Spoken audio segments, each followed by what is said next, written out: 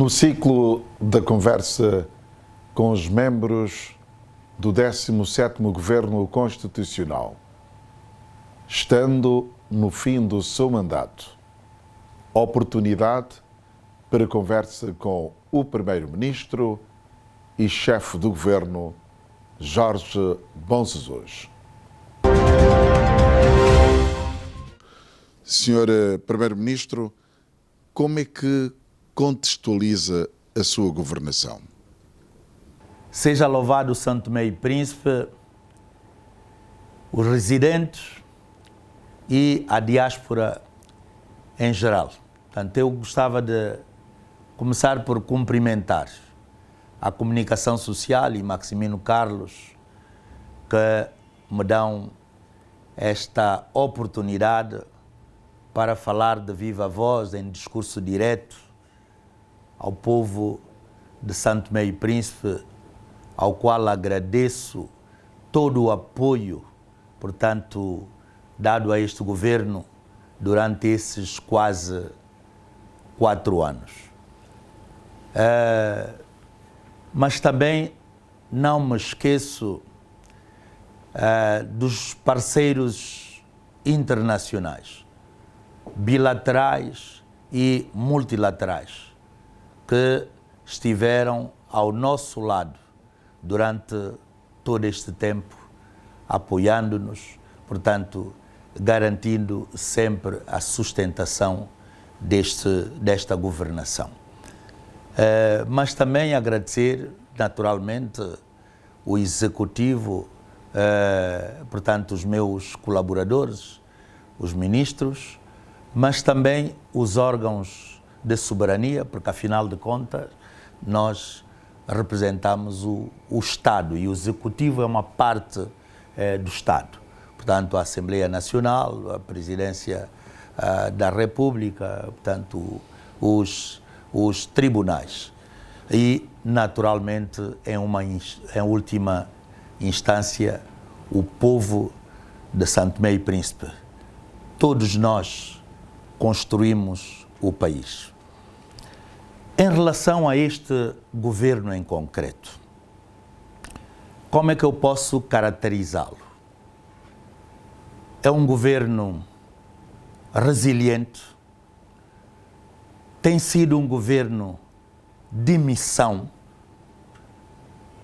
é um governo que só me falta usar todos os dias o uniforme vermelho de bombeiros, porque temos apagado fogos constantemente. E importa aqui recordar que este governo não teve um minuto, enfim, de tempo de graça. Lembrar aqui que o governo entra em dezembro de 2018, com um legado pesado, vários desafios. Desde logo, pagamento de salário de dezembro e 13º. E tinha informações de que o governo anterior tinha ido ao banco buscar dinheiro para pagar salários. Setembro, outubro, novembro. Imaginem, foi preciso muita criatividade, enfim, muito bilacabá, como nós dizemos, e apesar, enfim, das reservas que muita gente tinha em relação a este governo, nós conseguimos pagar salário, portanto, do mês de dezembro, o 13º, e até hoje continuamos a pagar esses salários dos funcionários públicos sem recorrer à banca comercial. Mas tínhamos um outro desafio. O país estava completamente apagado. Tínhamos menos de 10 megas na altura. Foi preciso ultrapassar também, portanto, este outro desafio, portanto, problemas de energia com a componente de falta de combustível, portanto, enfim, e houve necessidade, de facto, de nós ultrapassarmos isso. Por último, era o acordo com FMI, portanto, porque era necessário iniciarmos, portanto, um novo triênio. Portanto, estávamos nesse processo de avaliação, portanto, das metas para podermos assinar o acordo que só conseguimos concluir em outubro de 2019.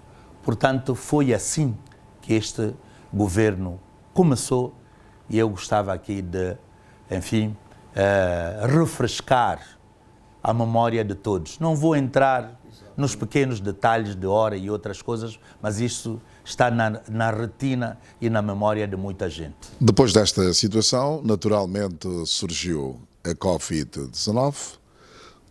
Tivemos também as enxurradas que afetaram sobretudo o norte da ilha de São Tomé e também a região autónoma do Príncipe e, finalmente, o conflito no leste europeu.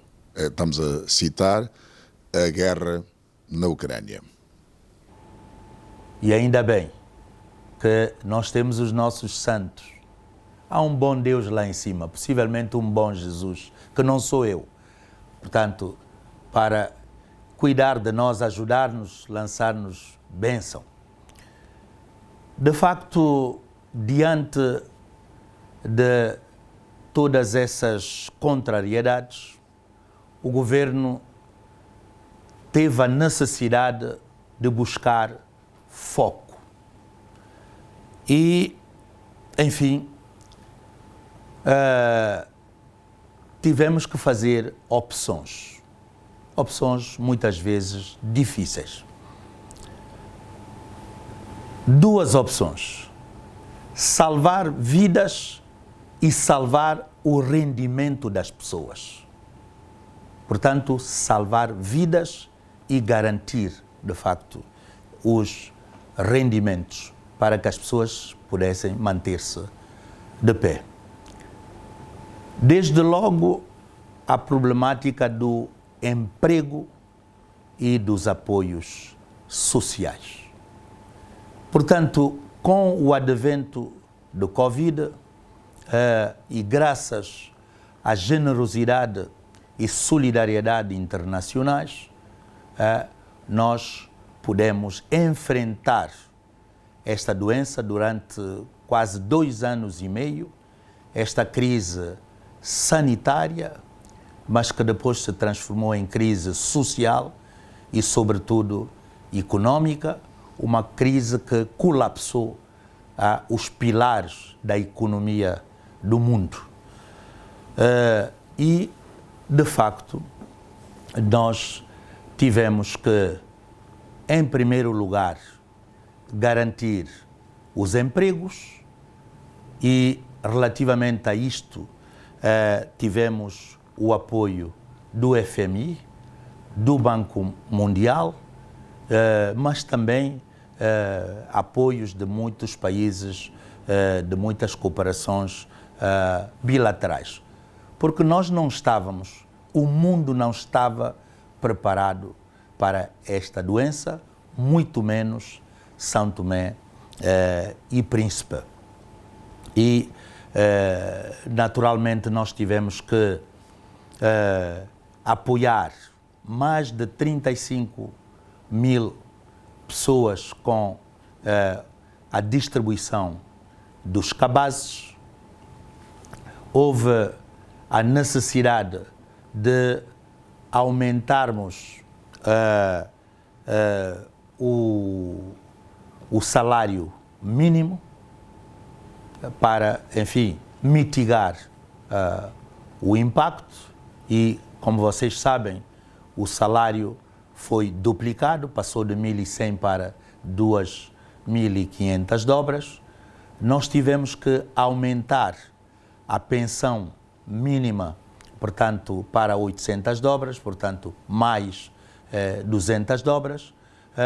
Houve a necessidade de apoiar em termos de proteção social, portanto, e da inclusão, os vários grupos, portanto, os portadores de deficiências, as crianças, os idosos, enfim, portanto, houve toda essa atuação do governo.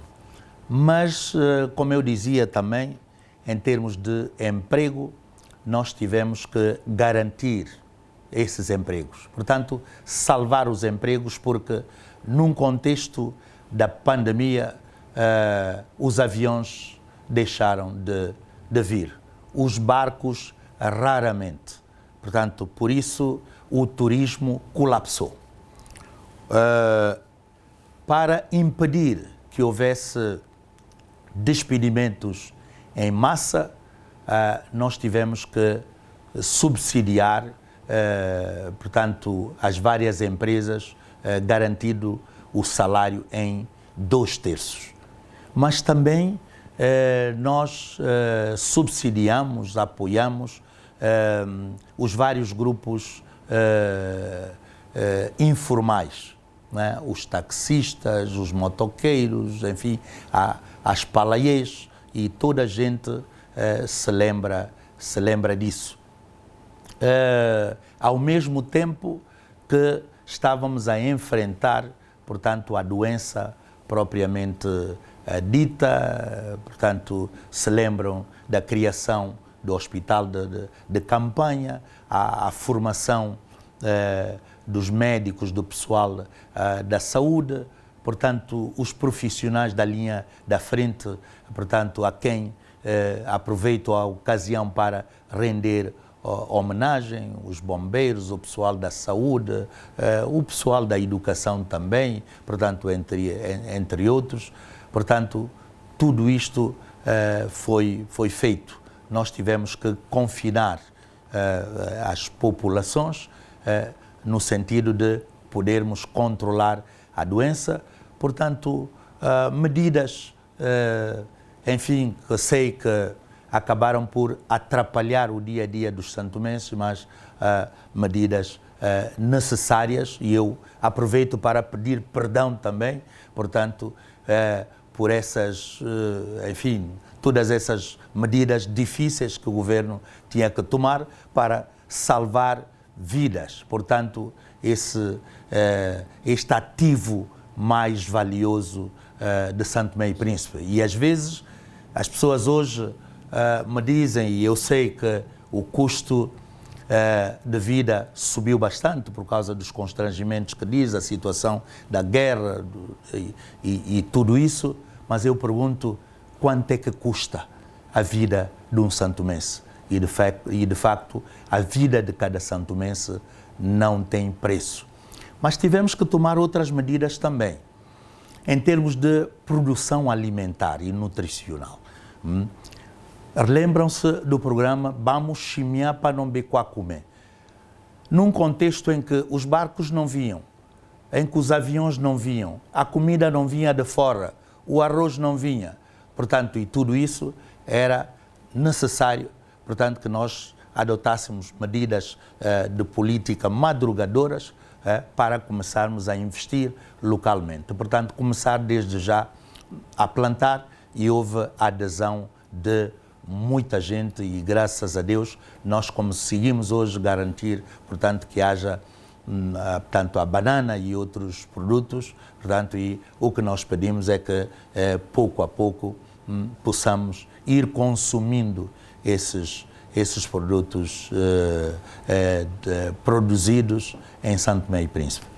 Exato. Sr. Primeiro-Ministro, na sua intervenção inicial, utilizou a expressão resiliência.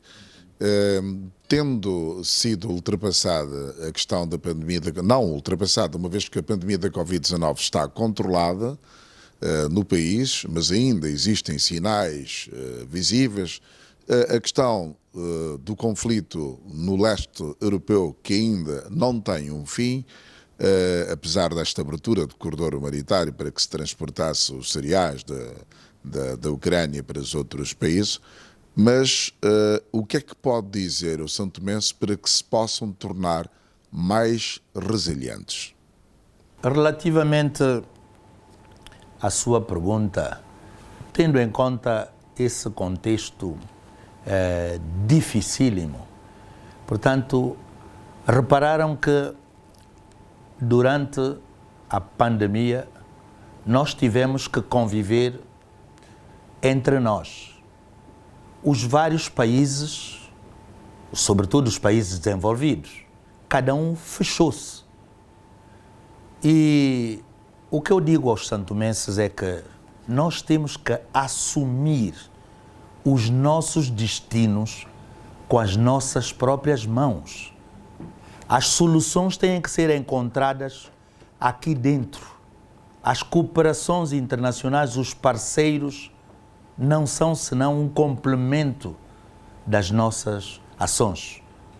Aqui dentro é que nós temos que criar condições para ter melhor saúde, melhores hospitais, melhores escolas, formarmos os nossos jovens, enfim, podermos produzir localmente o necessário, podermos também aumentar a produção, trabalhar mais para podermos exportar um pouco mais e importar menos, portanto, de forma que encontremos sustentabilidade aqui, portanto, aqui dentro. Para isso é preciso estabilidade também, estabilidade política, governativa, entendimento entre nós, entre os vários partidos políticos, para que, enfim, possamos desenhar, digamos, um caminho sustentável, sobretudo em relação aos grandes projetos de interesse nacional.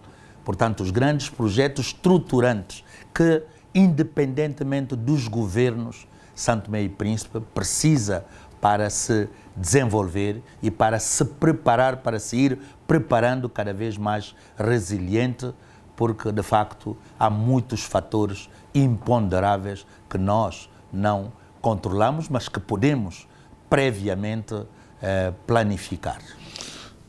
O Sr. Ministro enumerou alguns fatores que acentuaram o desemprego. Hoje estamos com uma taxa de desemprego que é preocupante. Que medidas foram adotadas ou ainda pensa-se adotar para reduzir essa taxa de desemprego? Bom, repare que o desemprego aumentou no mundo, não é só em São Tomé e Príncipe. A pobreza aumentou no mundo. Portanto, o impacto da guerra, da Covid-19, portanto, e tudo isto, sobretudo, aumentou no mundo e, sobretudo, na África, esses problemas de pobreza estrutural que já existiam, e São Tomé e Príncipe não foge à regra. Mas nós vamos aprendendo com os erros e esta pandemia, este período difícil, tem servido de escola. As crises são também oportunidades de redenção. E penso que é o momento para podermos quebrar paradigmas e fazermos diferente. Repare que durante o Covid, e tocou aqui num aspecto importante, que é o desemprego, e eu diria a necessidade de criação cada vez de mais e melhor emprego, portanto, empregos dignos, sobretudo para essa camada maioritária que é a juventude. E relativamente a isto, a esta vertente do emprego, nós, durante o período de Covid, uma das primeiras medidas foi logo recrutar cerca de 1000 professores. Professores que nós estamos a encontrar formas de enquadrar agora. Eles vão ser enquadrados, sim senhora, porque já estão conosco há 3 anos. Portanto, foi numa altura em que nós precisávamos de desafogar as turmas, criar espaçamento físico, adotar o regime triplo para diminuir o rácio professor-aluno. Mas também, em termos de empregabilidade, nós temos estado a estimular o setor privado. Houve um crédito que foi dado ao setor privado, lembram-se de 3 milhões de dólares, portanto, fundos e apoio do BAD, do Banco Africano de Desenvolvimento. Portanto, precisamente para, enfim, apoiar o sector privado, que cria emprego. Portanto, esses financiamentos foram investidos sobretudo no sector da agricultura, da pecuária, entre outros, no sector do empreendedorismo, portanto, entre outros. Mas também nesta área do emprego, nós temos estado a fazer apelo ao investimento direto estrangeiro. Naturalmente que é preciso, nós precisamos de criar condições, um ambiente propício para negócios, e aí algumas instituições são chamadas à colação, o caso dos tribunais. Portanto, a modernização dos tribunais vai nesse sentido, mas também nós temos estado a estimular o empreendedorismo jovem, o sector, o Ministério da Juventude, em colaboração com o PNUD, portanto, temos estado a conceder créditos também, portanto, aos jovens. Portanto, há uma série de iniciativas, como eu disse, não é? No sector privado nacional, ao nível da atração do investimento direto estrangeiro, mas também através do fomento das obras públicas. Portanto, como sabem, nós temos estado a investir em várias estradas, escolas, novas escolas. Inauguramos em 2020 as novas escolas secundárias básicas de Mestre António, de Monte Café, da cidade de Neves, mas também vários jardins e creches têm sido construídos, outros estão em calha. Muitas obras, nós lançamos várias pedras, e não são pedras lançadas em vão. Há continuidade dos governos, há outras obras que nós apanhamos e continuamos. Alguns projetos que não avançaram, portanto, toda a gente se lembra, é também pelo facto de não termos encontrado muitos dossiês, não houve passagem de pasta, não encontrei o inquilino anterior aqui da primatura quando cheguei. Portanto, enfim, mas este governo tem estado a criar condições para poder, enfim, fomentar as obras públicas, no sentido de nós podermos criar... Num contexto adverso, hoje no mundo, que é difícil atrair investimentos externos, digamos assim, que medidas o Governo tem estado a adotar e pensa ainda adotar para atrair mais investimentos, sobretudo naqueles projetos mais estruturantes? Olha, este Governo tem sido batalhador a este nível, e há uma correlação aqui entre os projetos, o emprego, os projetos estruturantes e o crescimento econômico. É nesse sentido que este Governo tem estado a levar a cabo, portanto, grandes projetos. Não é ter projetos na gaveta. Portanto, não é só conceber projetos, é poder começar a materializá-los. E este Governo já começou. Nós temos o grande projeto que está em curso, que é da construção E aqui vinco bem, construção de uma estrada nova, sem precedente. Portanto, a estrada número 1, que está acima de 13 milhões de dólares. E toda a gente que circula entre São Pedro e Guadalupe sabe que vê essas obras em construção. Uma obra que tem estado a criar muitos empregos. Mas nós também desencalhamos um projeto que já vem de há muito tempo, que é a construção do Porto de Águas Profundas. Curiosamente, um projeto que o anterior governo não tocou.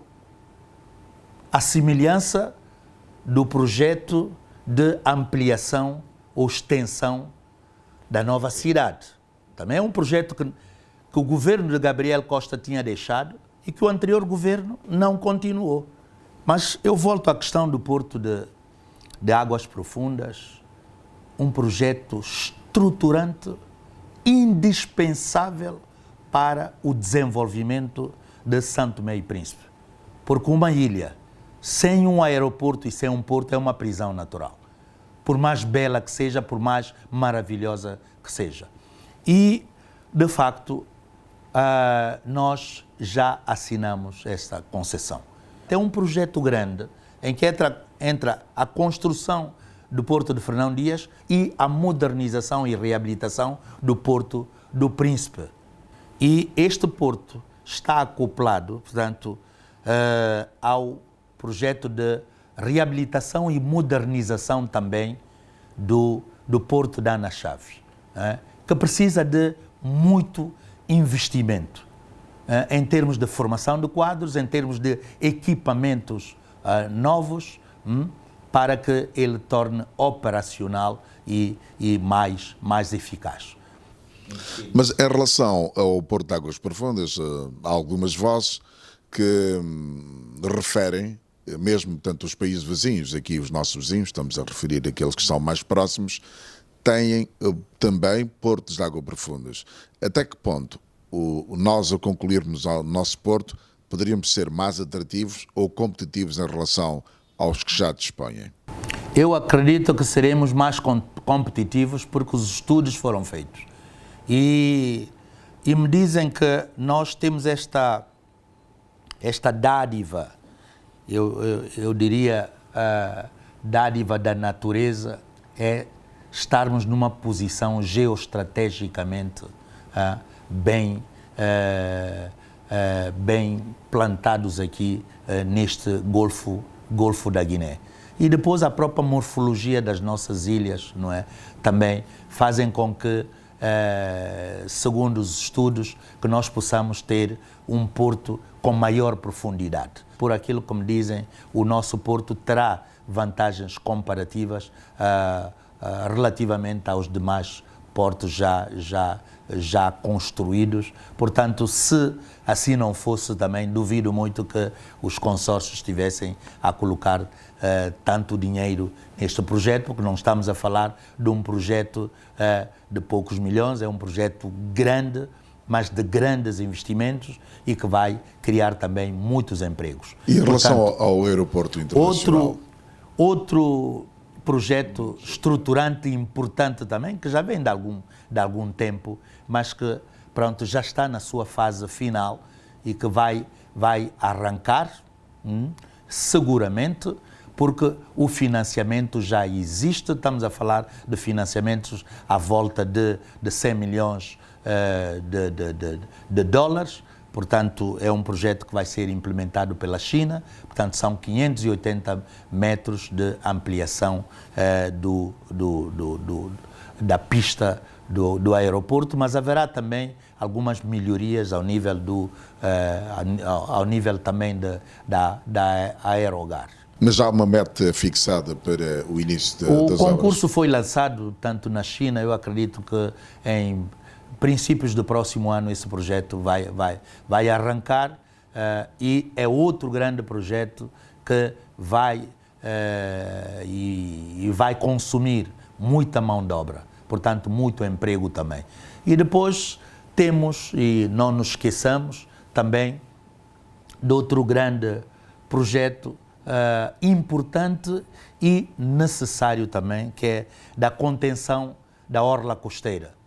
O mar está a entrar, a nossa cidade é muito baixa e nós sentimos nos dias de temporais, portanto, como é que a água, portanto, desafia, portanto, a cintura rodoviária.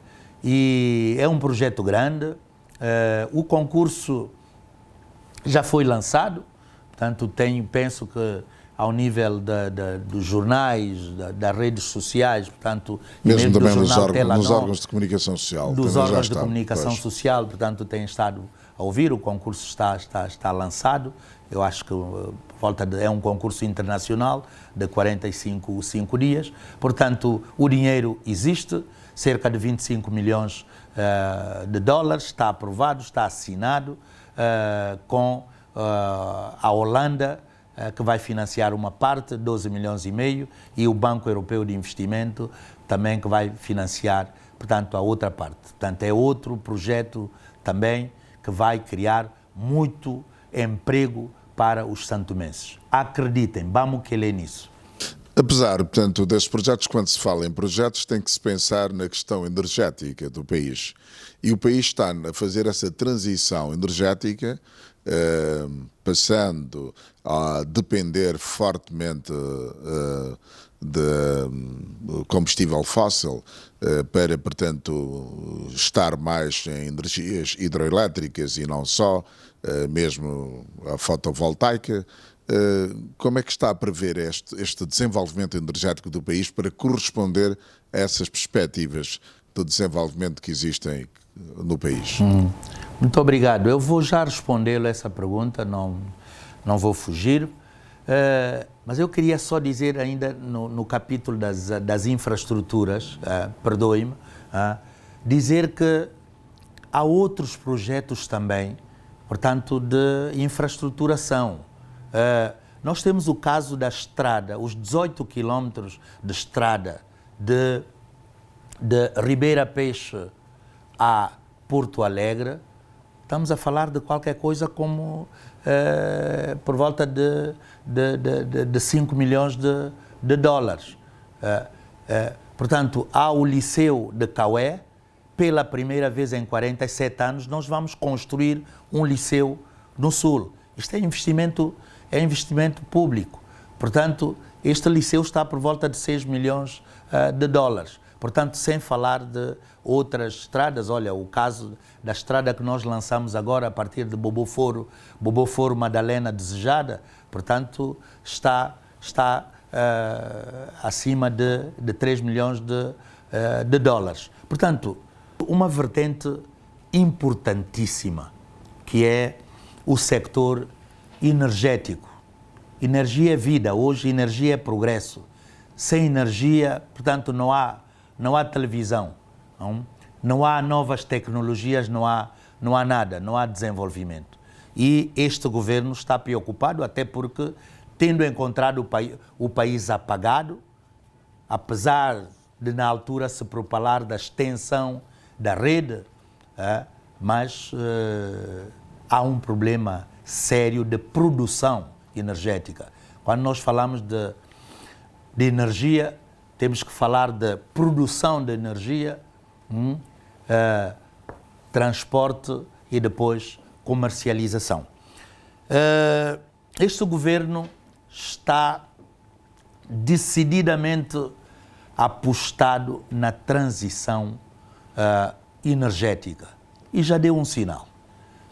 Na central de Santo Amaro, nós inauguramos o embrião, o berço da transição energética com o apoio inicial do PNUD, mas que vai continuar também com o apoio do BAD para que no final e muito brevemente tenhamos, digamos, uma produção de 2 megawatts.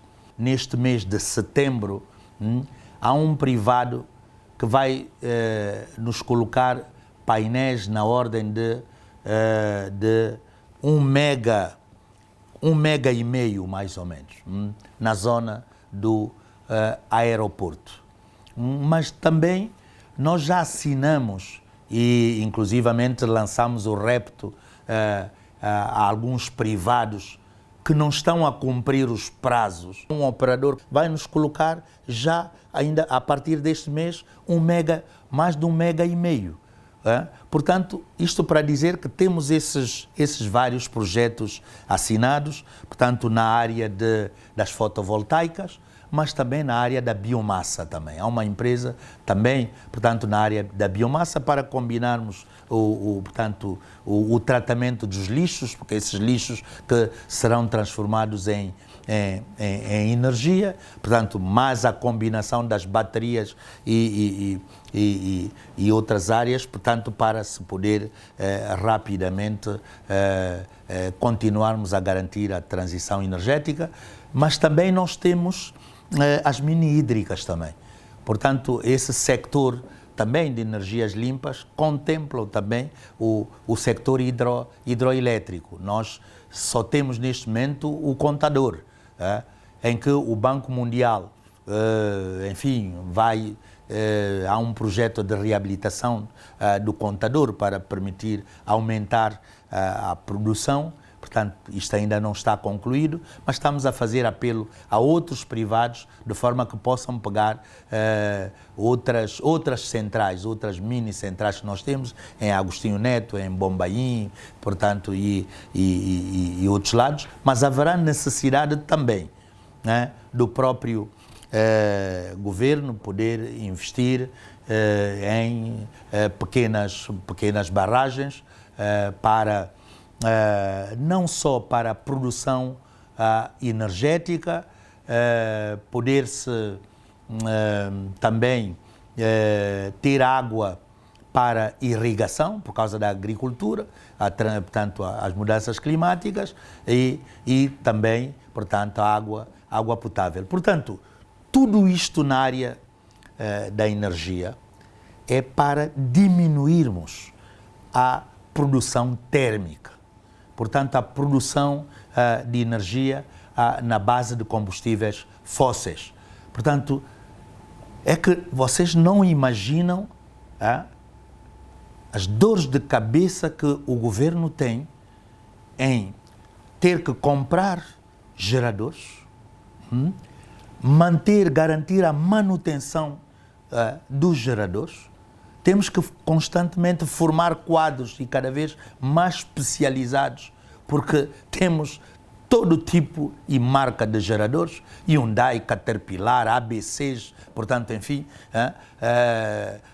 portanto, os consumíveis, além do gasóleo, não imaginam as toneladas de óleo que precisamos constantemente, peças subsalentes, portanto, a energia, além da poluição.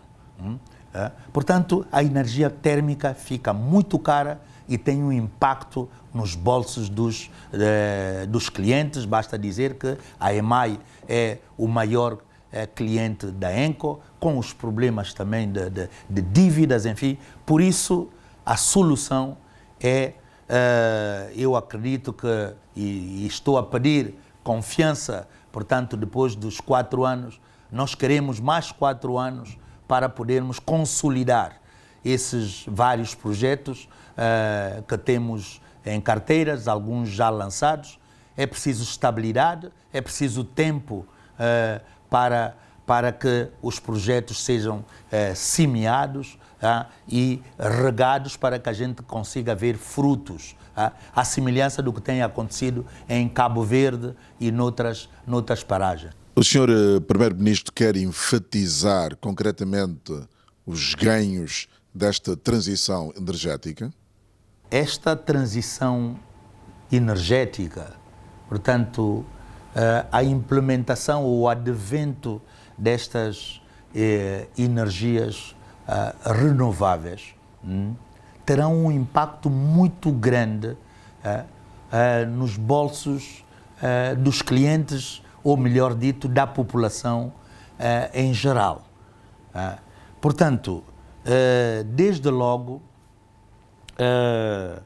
o preço será muito mais reduzido. os gastos que o governo tem neste momento, através da exploração da energia térmica, nós vamos, até o final do próximo mandato, isso será reduzido em 50%. Vamos poder fazer, portanto, uma economia de mais de 20 milhões de dólares. Portanto, valores que serão necessários para nós podermos investir na educação. E também na saúde. Na educação, na saúde, na habitação, sobretudo na habitação jovem, e entre outros.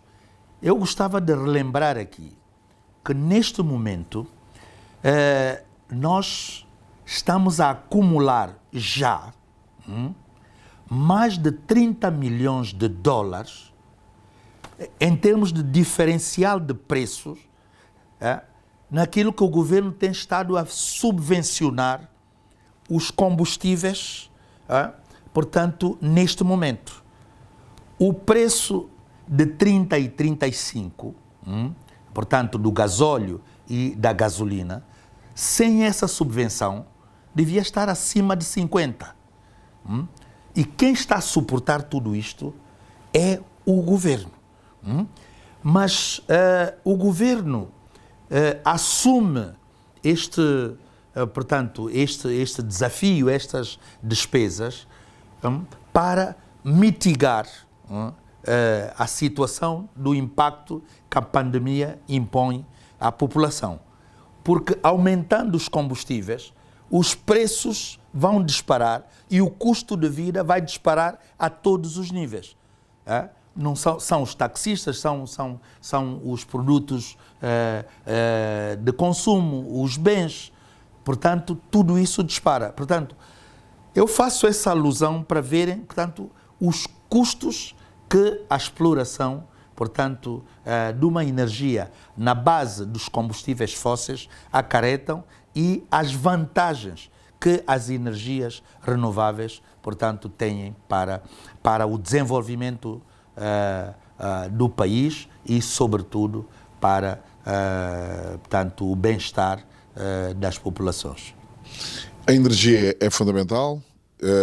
Sem energia também não funciona o setor tão importante que é o da saúde, e a pandemia da Covid-19 trouxe vários desafios a nível do setor da saúde. Hoje, para além da questão da Covid-19 que está controlada, temos a questão da dengue e, sem descurar, o paludismo, que é uma doença com a qual nós temos estado a conviver há vários anos.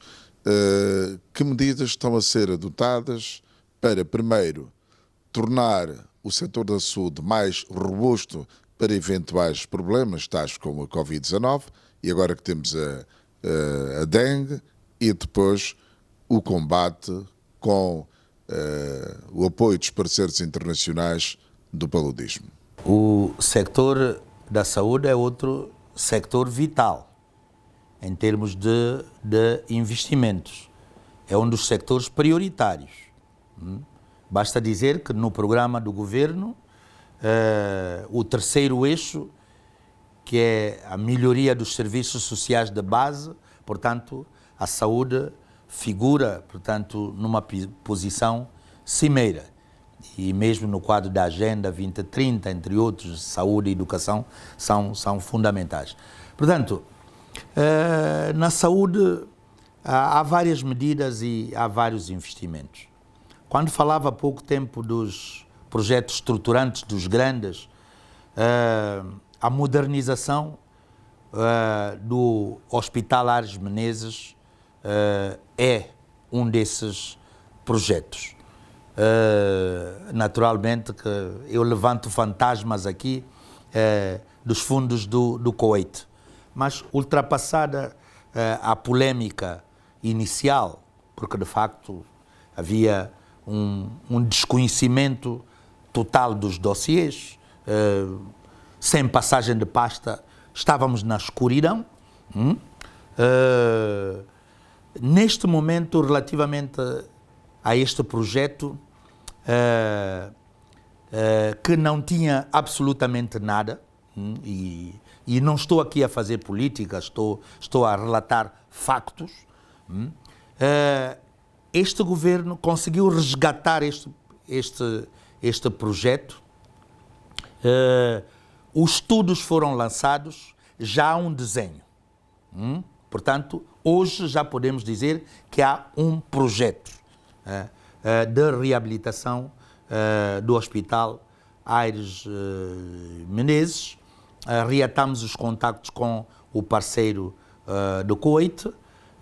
O concurso, neste momento, está lançado para que se possa apurar uma empresa que vai realizar as obras. E esta empresa trabalhará juntamente com uma empresa local.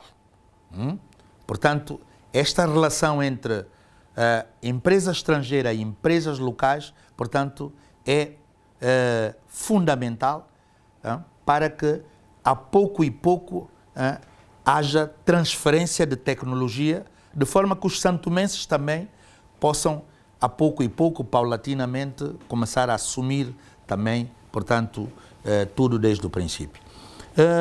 Mas, além deste projeto do Kuwait, há várias outras melhorias que foram realizadas em termos de a telemedicina, neste momento com o apoio da cooperação chinesa, com o apoio da cooperação portuguesa, por via do Instituto Marquês de Valflor. Portanto, reabilitamos o laboratório, já temos um laboratório de referência, portanto, a funcionar em pleno, mas também através do Fundo Global nós conseguimos assinar um acordo de investimento na ordem de 14 milhões, por volta de 14 milhões de dólares para HIV, SIDA, tuberculose e o paludismo. Como sabem, em relação ao paludismo, nós temos a meta, esta meta de erradicação do paludismo, mas naturalmente... É uma meta até 2025. Sim, e 25, mas, enfim, com o surgimento de alguns casos, portanto, estão a ser debelados neste momento, é uma meta que teremos que continuar a perseguir, mas a doença essas doenças todas estão estabilizadas. O paludismo, o dengue, o Covid, portanto, estão todas estabilizadas, são condições sine qua non para o incremento do turismo. Mas também nós estamos a fazer apelo ao investimento direto estrangeiro. E, neste momento, nós estamos em conversações bastante avançadas com um parceiro que vai instalar a breve trecho a hemodiálise, algumas camas de hemodiálise em São Tomé e Príncipe. Portanto, e naturalmente os santomenses também serão beneficiários, naturalmente com subvenção do governo, encontraremos formas porque de facto há esta necessidade premente. Mas também nesse capítulo da saúde há vários interesses de privados que querem investir em clínicas de referências. Portanto, e essas clínicas naturalmente vão servir os turistas, mas também, portanto, os santomenses e possivelmente vender serviços para esta nova era que vamos entrar de exploração petrolífera, sempre acidentes e tudo isso. Portanto, o país tem que estar preparado para também ganhar, enfim, algum dinheiro através dos serviços de saúde. Sr. Primeiro-Ministro, toca num aspecto em que há uma grande expectativa da população houve o furo no bloco 6, denominado Jaca, cujas amostras estão a ser analisadas em laboratórios especializados, mas mantém esta expectativa da população relativamente a esta bênção para São Tomé e Príncipe. sim. Podemos considerar que há uma bênção? Eu acho que sim, e eu acho que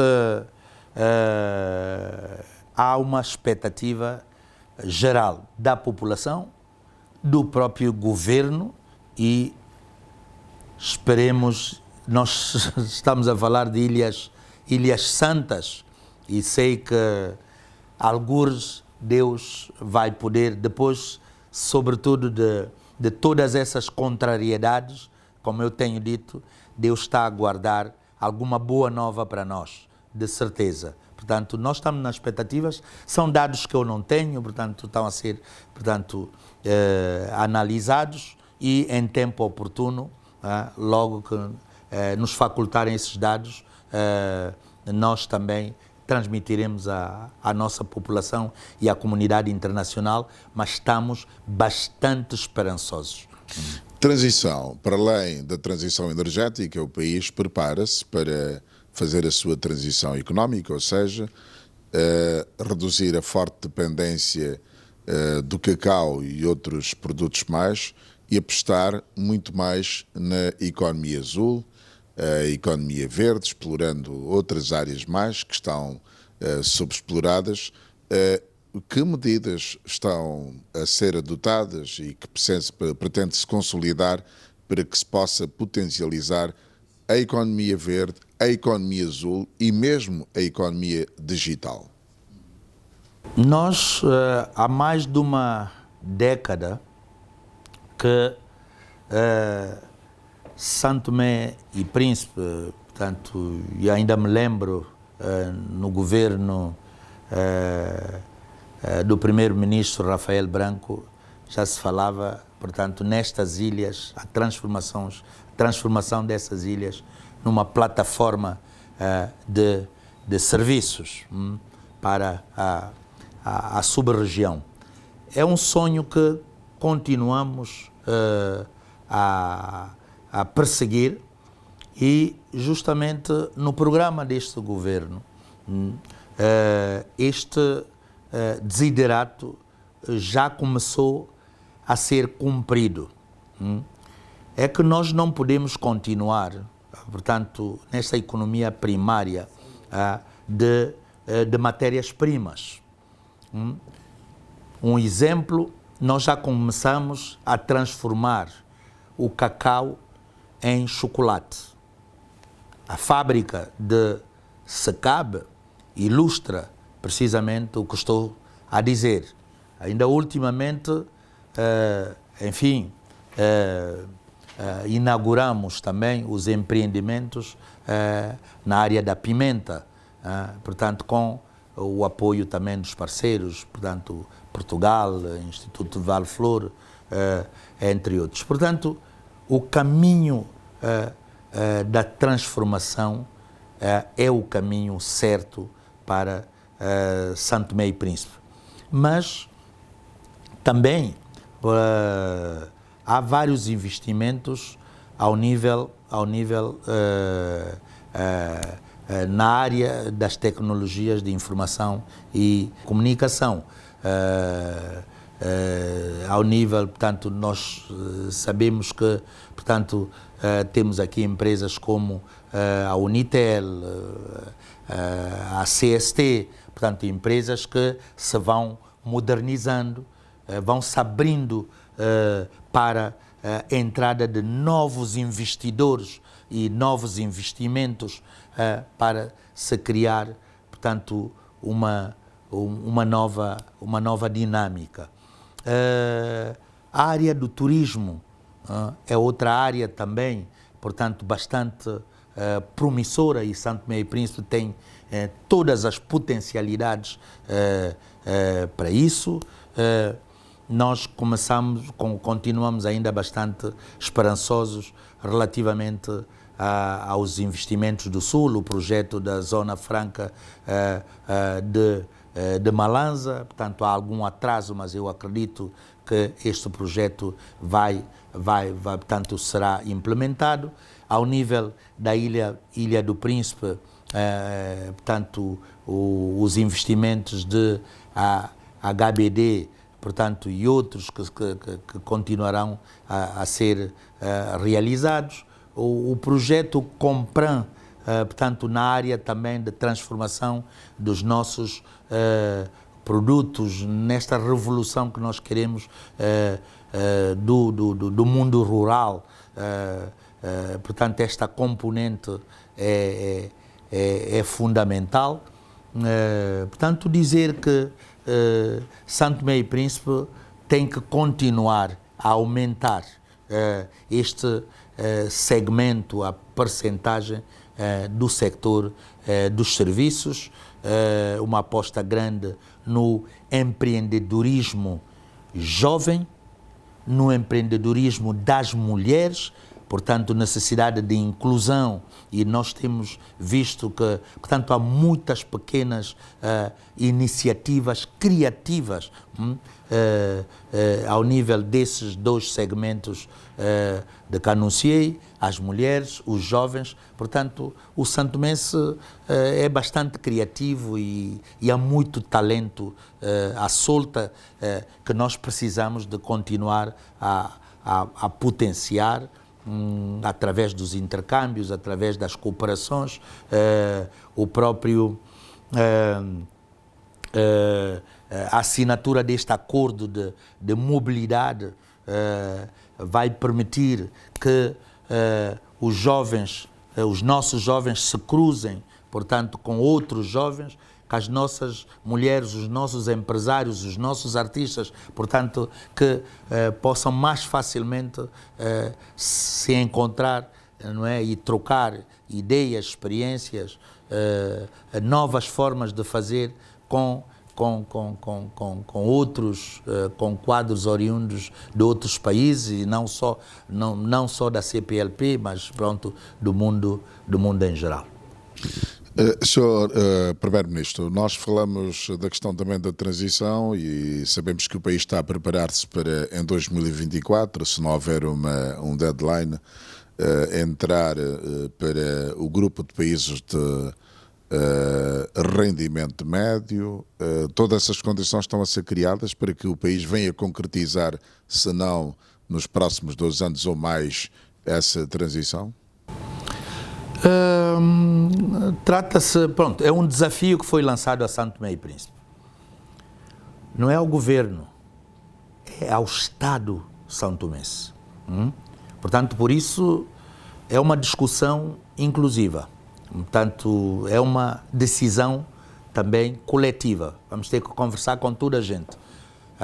Desde logo os partidos políticos, os órgãos de soberania, portanto, enfim, os nossos parceiros, sobretudo multilaterais, o sistema das Nações Unidas que nos lançou o repto.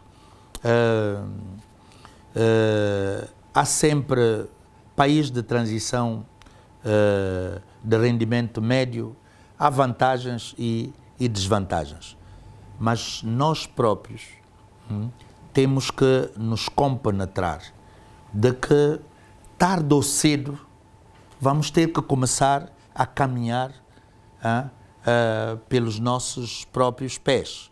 E portanto, não vamos viver eternamente de mãos estendidas, não vamos estar eternamente subvencionados, apoiados, como acontece neste momento, em que os nossos orçamentos gerais do Estado, no capítulo de investimentos, são suportados acima de 95%. Portanto, nós temos que consentir sacrifícios. Portanto, por isso mesmo quero lhe dizer, e com toda a abertura, é uma discussão que teremos que assumir de frente com todos, e naturalmente assumiremos uma decisão. Mas importa aqui colocar uma tônica em dois sectores que nos estão a permitir portanto, esta promoção a país de rendimento médio.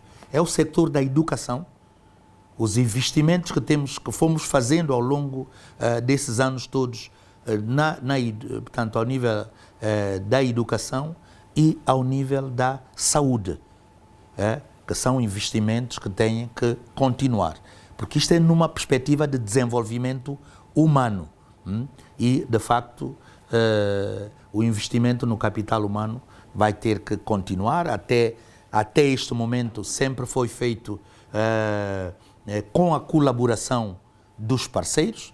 Conseguimos chegar a esse patamar graças aos investimentos, portanto, dos parceiros. Naturalmente que eles terão que continuar a nos apoiar, mas, como eu digo, nós próprios temos que ter consciência de que o santomense, como país, nós temos que crescer. Não vamos poder continuar sempre ao abrigo e às expensas dos outros. Parceiros internacionais, estamos a falar justamente do apoio a projetos sociais, particularmente o PRESS. Como é que ficará o PRESS? Neste momento, o país, eu diria, o governo está a apoiar 16 mil famílias. É este programa de emergência social.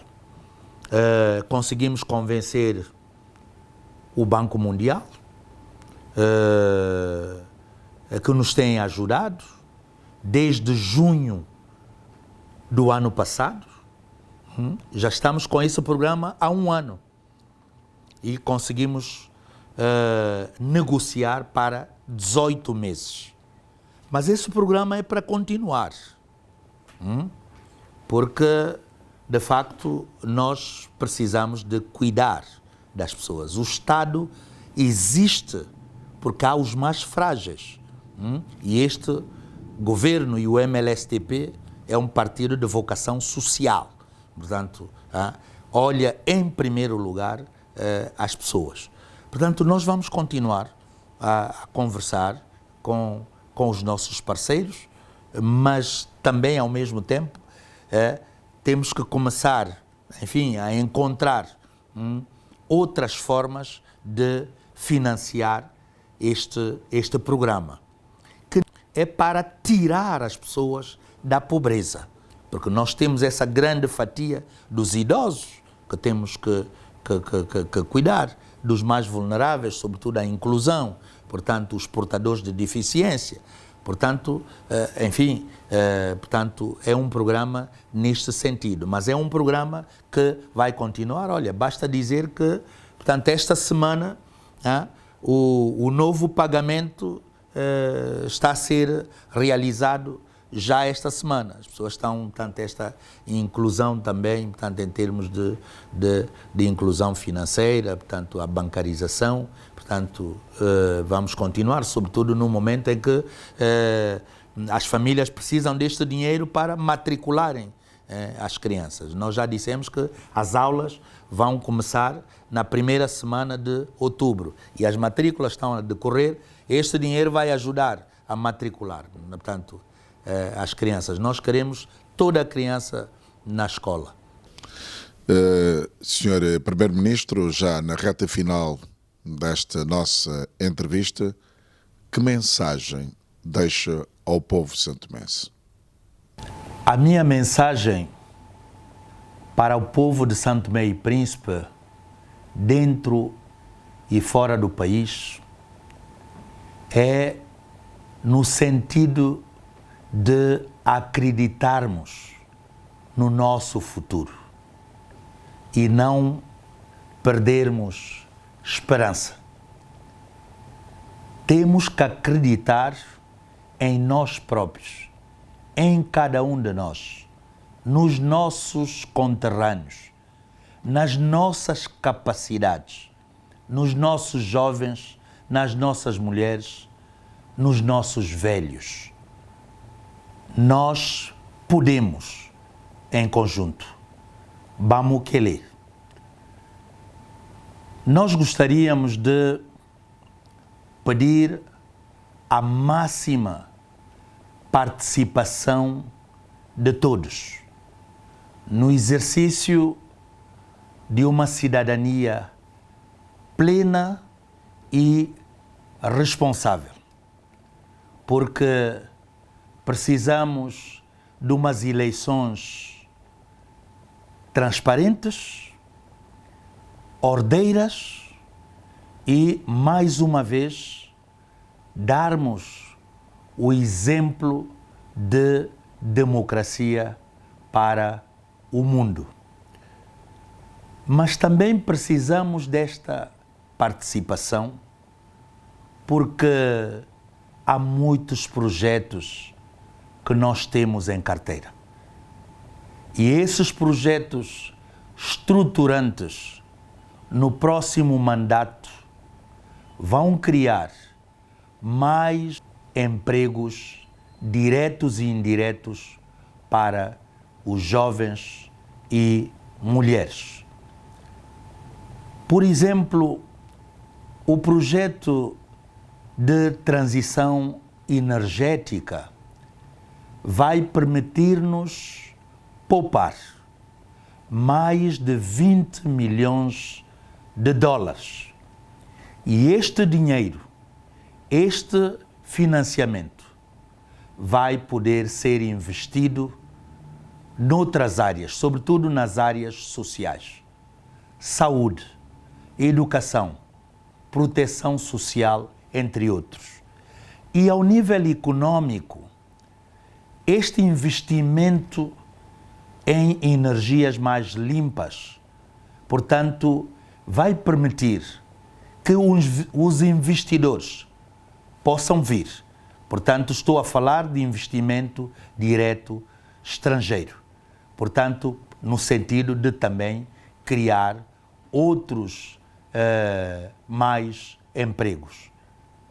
Portanto, estou a contar convosco, como sempre contei, para juntos continuarmos a construir um Santo Tomé e Príncipe de bem-estar e felicidade, onde dê gosto viver. Muito obrigado pela vossa atenção.